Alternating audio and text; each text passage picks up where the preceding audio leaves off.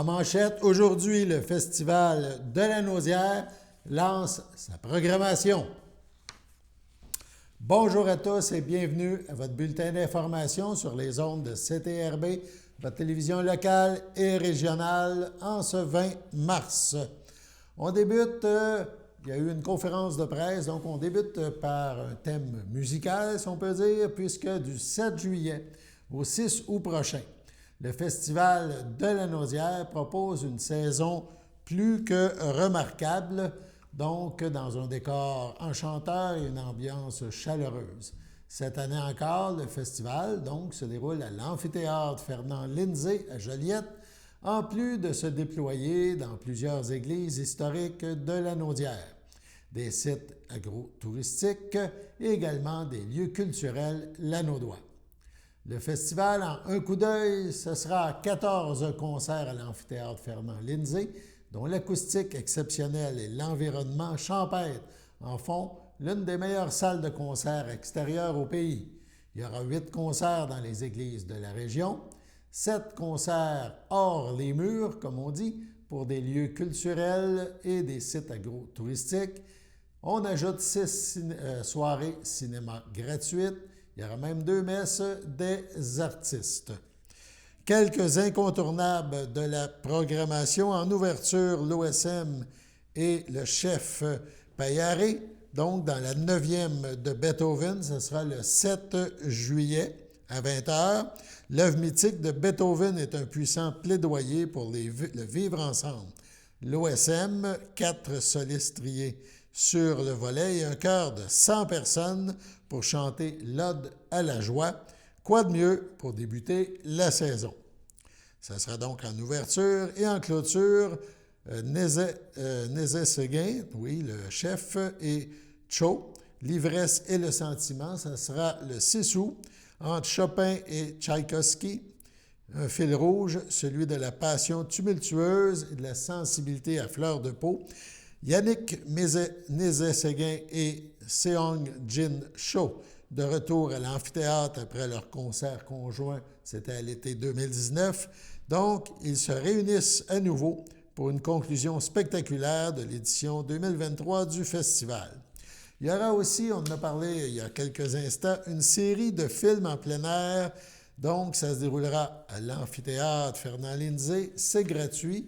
C'est des films musicaux, donc quelque chose de nouveau. Les gens sont invités. Il y aura Encanto le 6 juillet, Arlette le 11 juillet et D'où l'on vient le 18 juillet. Les 3 derniers seront le Ténor le 25 juillet, Maestro le 1er août et Coco le 3 août. Donc, on aura un festival fort important, une fois de plus.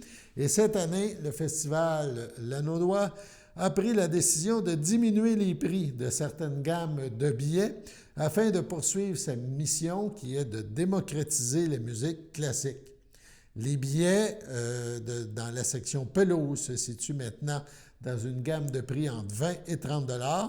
Une nouvelle catégorie dans l'amphithéâtre propose également des billets entre 25 et 40 $ selon le spectacle. On écoute le directeur général du festival, Xavier, nous en parler. Ensuite, les tarifs spéciaux. Donc, on entend beaucoup parler de tarification dynamique ces temps-ci, puis de Ticketmaster qui augmente ses prix. Puis on n'est pas du tout là-dedans au festival. En fait, s'il y a de quoi, on a réduit les prix cette année. Donc, il y a encore les prix qui restent très accessibles. Donc, la pelouse gratuite pour les enfants de 17 ans et moins. 25 ans et moins, 50% de rabais. Donc, encore une fois, c'est idéal pour faire découvrir la musique classique à vos familles. Les citoyens de Joliette qui bénéficient encore une fois d'un tarif très privilégié grâce au soutien de la ville. Et nouveauté cette année, en fait, on a revu le plan de la salle.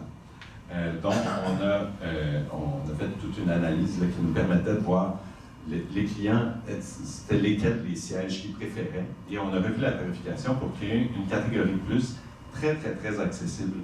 Donc, vous pouvez assister à des concerts sous le toit, dans certains cas à peu près au même prix des concerts sur la pelouse. Donc, ça rejoint l'idée du père Lindsay de garder cela de toujours très accessible. Absolue, puis il faut vraiment insister là-dessus. C'est pas par chauvinisme non plus, mais les propositions artistiques auxquelles on est exposé au festival, en considération en plus du prix, honnêtement, je pense pas que ça existe ailleurs. Les concerts ailleurs en Amérique, en Europe, coûtent plus cher qu'ici. Donc, passez le mot. Terminons notre présentation au niveau du Festival de la Naudière en écoutant un extrait de la finale de la 9e symphonie, justement dirigée par Raphaël Paillaré, le chef de l'OSM.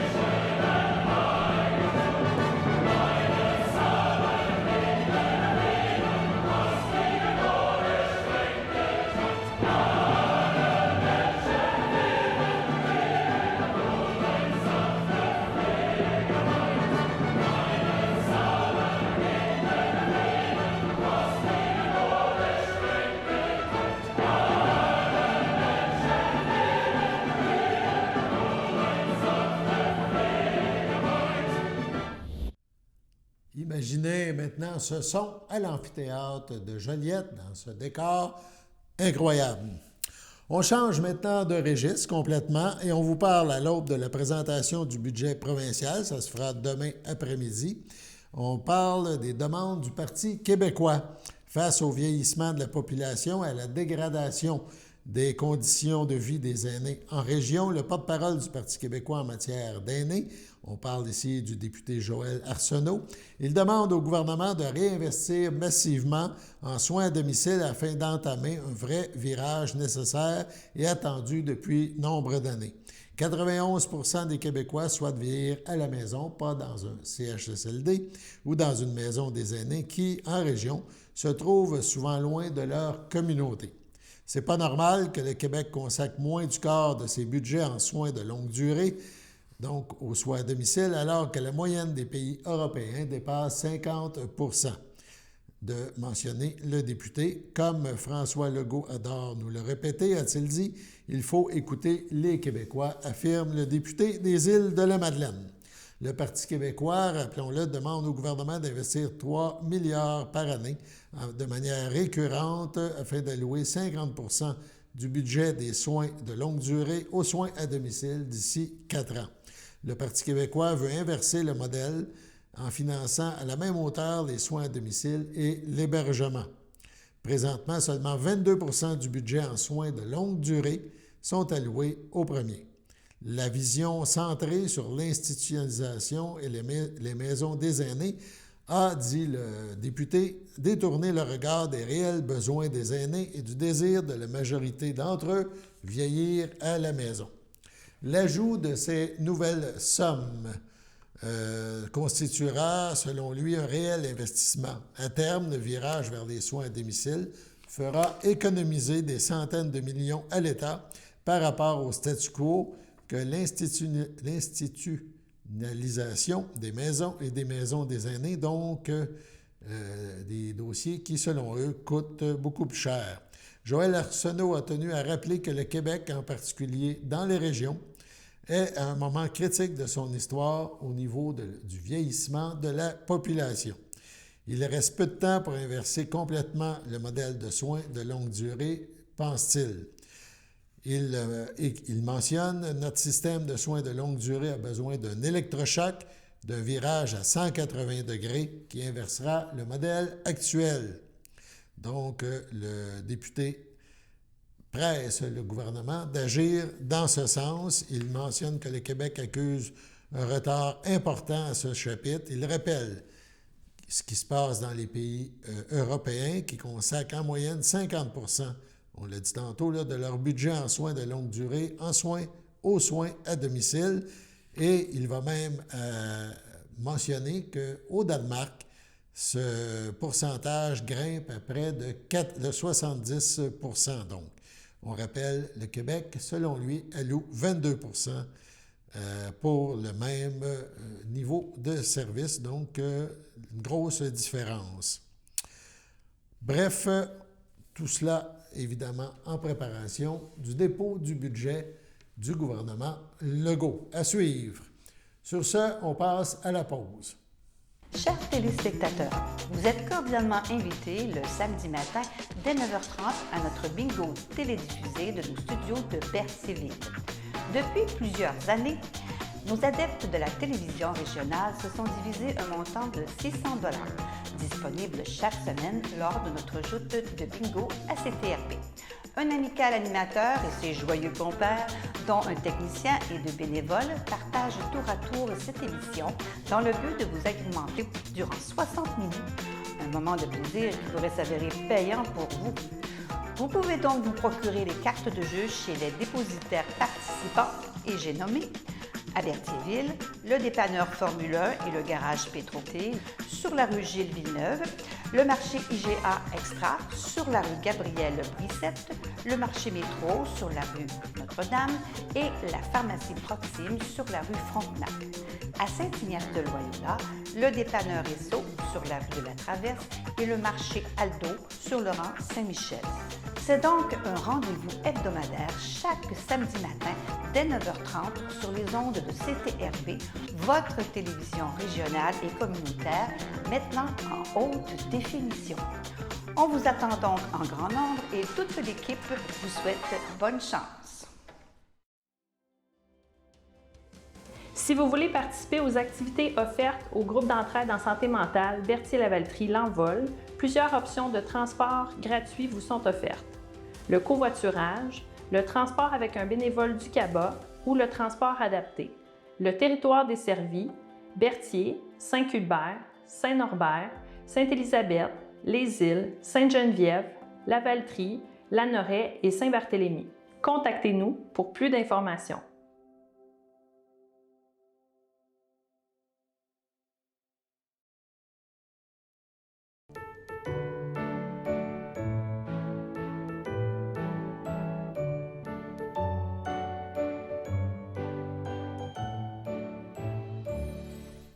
En ce 20 mars, les anniversaires à souligner.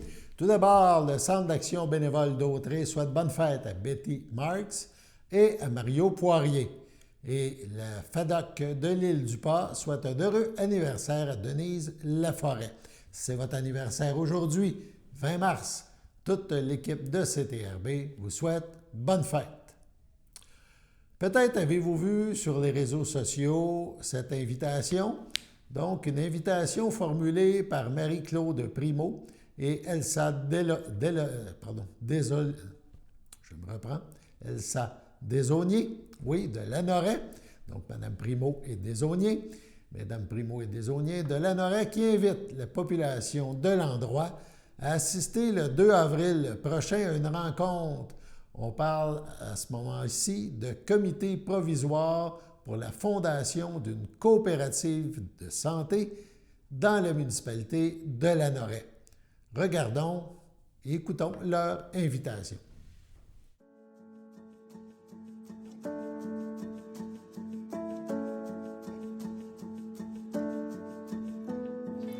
Bonjour, mon nom est Marie-Claude Primo. Je suis accompagnée aujourd'hui d'Elsa Desaulniers. Nous faisons toutes les deux partie du comité provisoire pour la fondation d'une coopérative santé à Lanoraie. Aujourd'hui, on se trouve sur le site de l'ancienne clinique médicale de Lanoraie où plusieurs docteurs ont pratiqué, notamment le docteur Bourgeois. Nous avons commencé notre démarche et avons rencontré la direction du CIS de la Naudière. Ils nous ont clairement fait savoir que pour qu'un médecin choisisse de venir pratiquer à Lanoraie, nous devons avoir un lieu de travail moderne et fonctionnel. Donc, notre objectif, c'est de former une coopérative de santé qui sera formée de plusieurs professionnels pour créer un milieu intéressant pour qu'un médecin veuille venir pratiquer ici. Nous avons besoin de l'appui des citoyens pour montrer à nos partenaires que notre projet est sérieux. On compte donc sur vous pour nous appuyer en remplissant la déclaration d'intention disponible sur Facebook ou dans nos commerces locaux et à la bibliothèque. En participant à ce projet, vous permettrez à vos familles, à vos enfants dans le futur de bénéficier de soins de santé ici même à Lanoraie.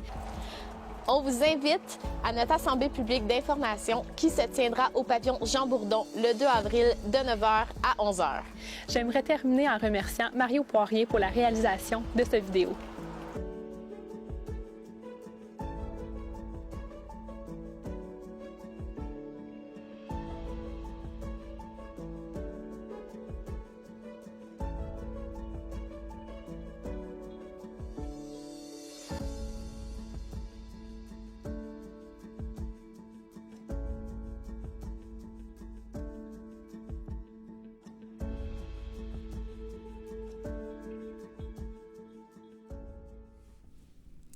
On nous informe que le ministère des Forêts, de la Faune et des Parcs désire mentionner à la population que la pêche hivernale dans les 3 sanctuaires de pêche situés dans l'archipel du lac Saint-Pierre, eh bien, c'est fermé, ce, depuis le 16 mars dernier. La pêche est donc interdite dans ce sanctuaire. C'est entre le 16 mars, donc jeudi dernier, entre le 16 mars et le dernier jeudi du mois de mai. Cette modification répond à la demande formulée par l'aire faunique communautaire du lac Saint-Pierre. Elle a pour but de protéger les rassemblements de poissons dans ces 3 lieux prioritaires pour la conservation d'espèces d'intérêt sportif. On parle ici de dorée jaune, de dorée noire, ainsi pour contribuer au maintien d'une pêche durable de ces espèces au lac Saint-Pierre. Les 3 sanctuaires de pêche, donc les zones de pêche numéro 7, sont les suivants: le Chenal des Corbeaux, le petit barrage entre l'île Ronde et l'île Madame et le grand barrage entre l'île Ronde et l'île de Grâce. Il est possible de trouver des informations sur le site du gouvernement du Québec.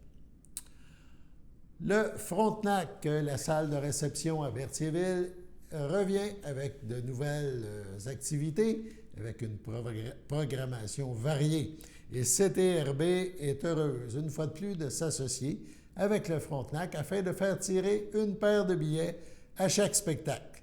Et le prochain, ça ne sera pas le moindre, on parle d'un spectacle qui aura lieu le 1er avril, et ce n'est pas un poisson, ça sera un hommage à U2.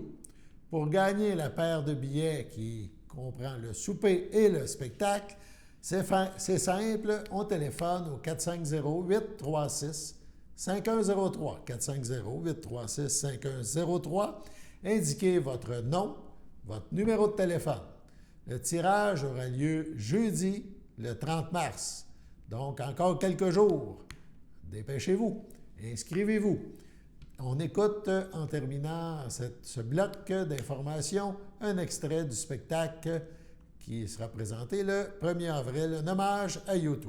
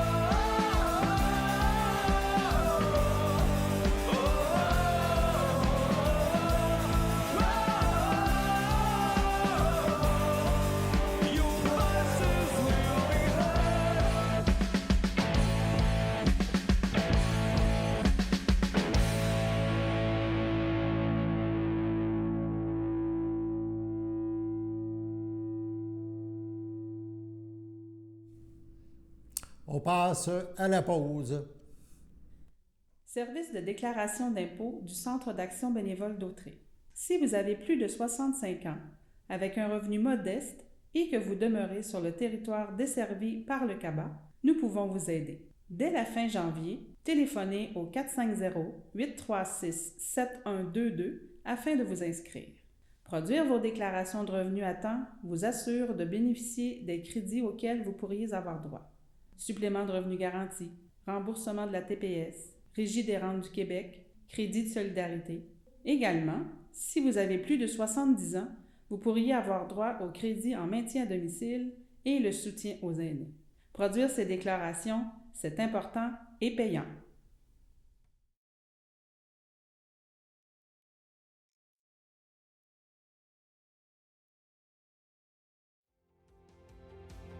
Mon nom est Annick Sténault, je suis intervenante père aidante à l'Envol depuis bientôt 9 ans. J'anime des ateliers de groupe, j'anime des ateliers rétablissement, j'anime les activités aussi. On offre des activités de conditionnement physique, de marche, du bingo, des jeux de société, des cafés-causeries, des ateliers rétablissement, des formations avec des conférenciers. Les activités sont choisies par et pour les membres. Il y a une réunion qui se fait à chaque mois. Les membres s'assoient entre eux puis ils décident quel type d'activité est-ce qu'ils veulent avoir à l'horaire. Le calendrier est fait aux 2 mois, il est flexible, donc une nouvelle personne qui se joint à la ressource peut contribuer à mettre une des activités qu'il aimerait faire. Contactez-nous pour plus d'informations.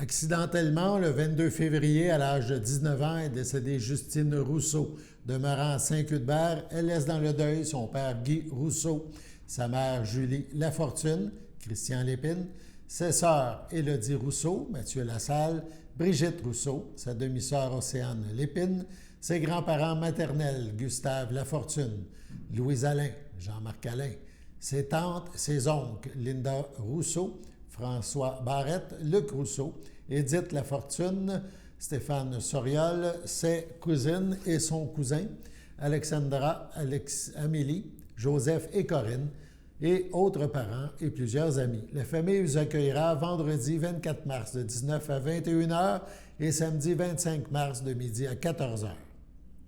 Au CHSLD Émile Macduff, le 13 mars à 95 ans, est décédée Mme Armande Barrette, épouse de feu Marcel Caron, demeurant à Repentigny, autrefois de Saint-Barthélemy. Elle laisse dans le deuil ses enfants, Alain Caron, Monica Roussiti, Lynne Caron, Pierre Lonval, ses petits-enfants, Maxime, Olivier, Sabrina, Catherine et Gabriel Alvaro, ses arrière-petits-fils, Louis et Louis, sa sœur et ses belles-sœurs, Lise Barrette, Pierre Étier, Réjeanne Coutu, feu Irénée Barrette, Monique Caron, feu Jean-Marie Barrette, Marguerite Caron, feu Réal Lamoureux, Lucie Caron et Marie-Berthe Caron, ainsi que plusieurs neveux, nièces, autres parents et amis. Vos témoignages de sympathie peuvent se traduire par des dons à la Société Alzheimer. Des formulaires seront disponibles au salon. La famille vous accueillera vendredi 31 mars de 19 à 22 h, samedi 1er avril de 9 h au complexe funéraire Thériault, rue Notre-Dame à Berthierville. Les funérailles auront lieu samedi 1er avril, 11 h, en l'église de Berthierville. Suivra l'inhumation au cimetière de Saint-Barthélemy. À la résidence Le Champêtre de Saint-Ambroise, le 3 mars, à 78 ans, est décédé M. Jean-Pierre Dufresne, fils de feu Jules Dufresne, et Madeleine Bérard, demeurant à Berthierville, autrefois de Saint-Barthélemy. Il laisse dans le deuil ses enfants Steve Dufresne, Anne Bellumeur, Nadia Dufresne, ses petits-enfants Anthony Dufresne, Jacob Dauphin, ses frères et belles-sœurs Fernand Dufresne, Jocelyne Baudry, Gaston Dufresne, Madeleine Ladouceur, Bernard Dufresne, Manon Savignac, Richard Dufresne, Ginette Bélanger, Normand Dufresne, Jacqueline Simard, Denise Poirier, Raymond Dufresne, ainsi que plusieurs neveux, nièces, autres parents et amis. La famille vous accueillera samedi 1er avril de 12h30 en l'église de Saint-Barthélemy. Suivra les funérailles à 14h. M. Dufresne sera inhumé au cimetière de Saint-Barthélemy à une date ultérieure. Sur ce, passons à la météo.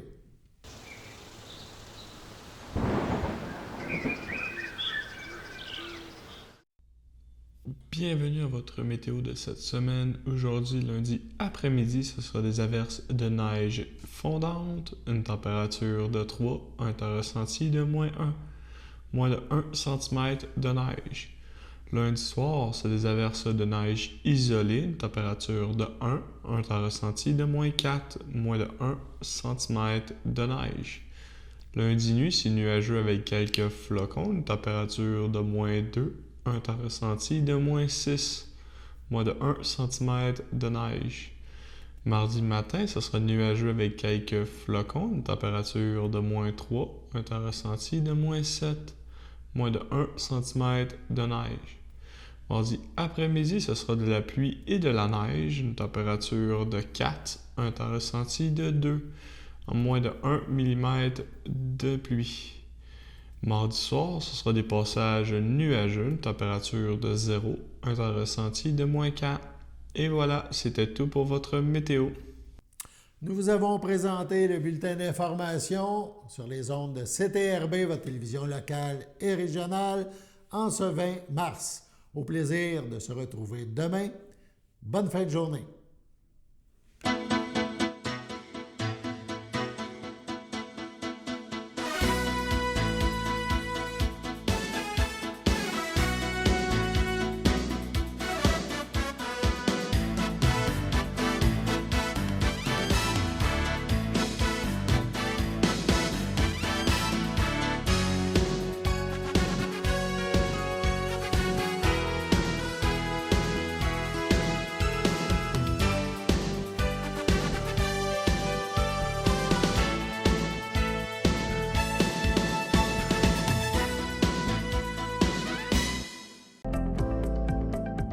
Les télévisions communautaires autonomes du Québec, ce sont les télévisions les plus importantes parce qu'elles sont proches de la communauté. On veut encourager des gens qui parlent de ce qui nous intéresse, mais aussi qui participent au développement local. Mais c'est fini le temps là, où on allait lire une affaire qui a été écrite avant hier au bout du monde. Non! Tu veux savoir ce qui se passe chez vous? Bien, ma télé préférée, c'est la télé autonome communautaire. C'est ici que ça se passe.